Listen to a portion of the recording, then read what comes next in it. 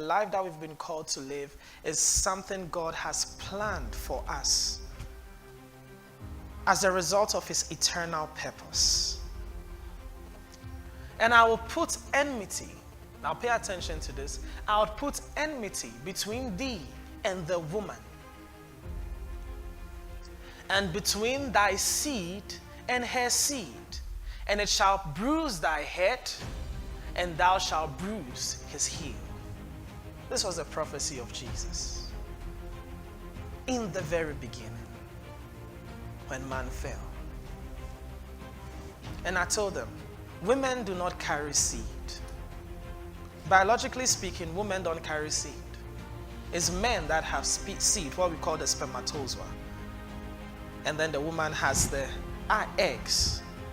And the egg is what gives your person a body. But the seed is what gives it life. So until there has been a conception from a spermatozoa. So why will God talk about the seed of a woman when a woman does not carry seed? And I told them that here we see the virgin birth. That the seed that is going to come will be born of a virgin. Because a woman doesn't have seed. So Eve can be a typology of Mary. That of your seed, the seed that will come out of her will bruise the head of the serpent. And that's the work Jesus did to the devil. And he says the serpent will do what? Bruise his heel. And what does that mean? The sufferings that Jesus had to go through. So we see that there was a divine plan in motion. When I read things like this, I just thank God for how blessed I am to be living in his plan for the whole world. You are in God's plan. That tells how special you are. Don't you think so?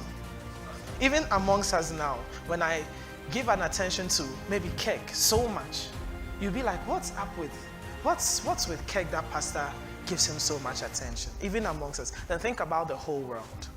And now that you've become born again, you have been incorporated into his plan. How could you ever live an ordinary life? And this must be, saturated in your consciousness, that you don't live an ordinary life. I'm not ordinary. Sometimes people like to sound humble and say that we are ordinary people that God is using to do extraordinary things or supernatural. You don't understand what it is. You call the new creature ordinary. What would you call the old creature? You are not ordinary. You are not. What differentiates you from the old creature? If you are an ordinary person that God is using to do super, that's not a statement of humility, that's pride. Because true humility is accepting what God has made you.